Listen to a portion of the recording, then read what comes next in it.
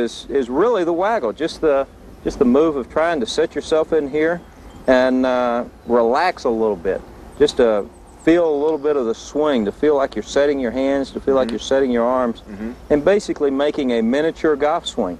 And then after you feel yourself get set up there, within the full swing, just kind of follows that same path. It gets on back there, but it basically follows the same path as what I set up in the waggle.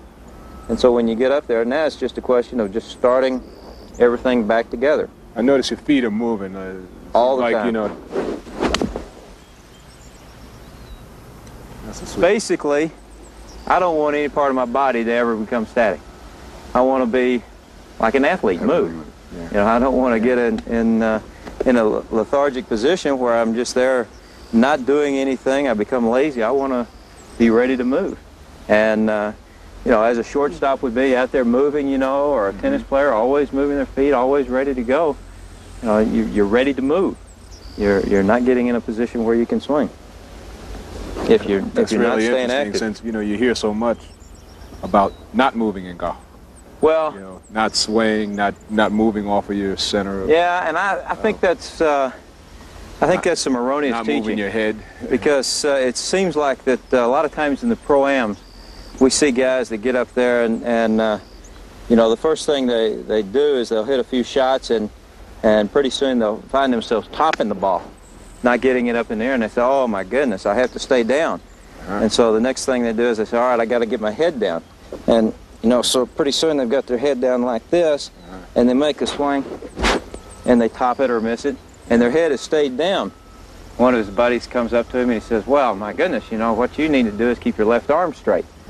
So now the guy's saying, well, geez, I got to keep my head down, I got to keep my left arm straight, and basically you're in a position where... To a basket case. Yeah, you don't look like you ever have a chance of hitting the golf ball. You're not an athlete. And you know, if a guy would sit up there and be relaxed, not really worry too much about what his head is doing, and just go ahead and swing his arms and his hands and release the club right on through.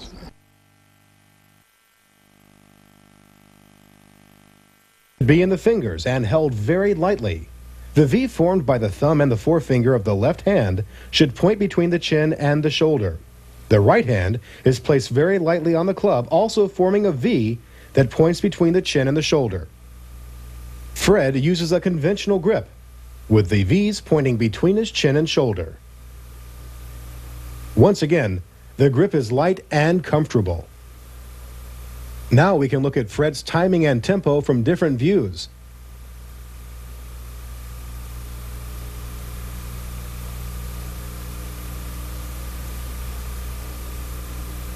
From the front view, you notice the complete turn of his shoulders to the top of the backswing. From the down target view, you'll notice how his chest is facing the camera at the top of his backswing, which is indicative as to how much his shoulders have turned. From the overhead view, Fred's path of his swing is very consistent as the club swings in a circular motion around a stationary head. The path of Fred's swing will move back up and in on the backswing, which allows his body to make that turn. A stationary head is essential to a rhythmic swing, as Fred demonstrates here. Good balance allows the weight to be shifted in the swing. At the finish of the swing, Fred's weight is balanced on the outside of his left foot and the toe of his right foot. Correct posture is also important to timing and tempo. Maintaining posture throughout the swing is critical. Knee action is essential to proper balance. Left knee follows the backswing, right knee follows the downswing. From the front view, you can see this coordinated knee and foot action and how it allows the weight to shift slightly to the right leg on the backswing and the left leg on the downswing.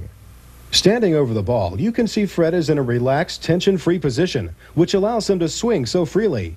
Tension is one of the biggest deterrents to rhythm. Tension can usually be detected in the grip pressure. Too tight, and it will impede your movement. In Fred's swing, there is very little tension in the grip, which is evident in how freely his wrists are allowed to cock and uncock during the swing. You can see his club head swinging in its circular path, accommodated by a tension-free grip and correct wrist action.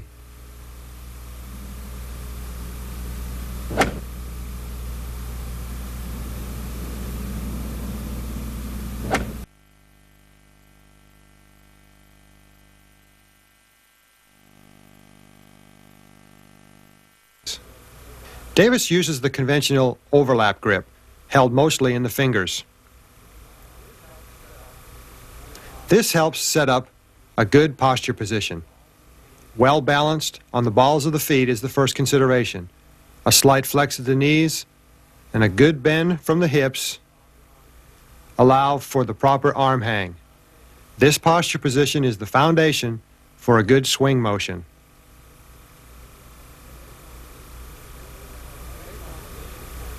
From the face-on position, Davis has slightly more weight favoring his right side.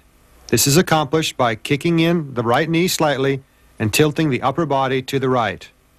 The grip stays neutral over the golf ball.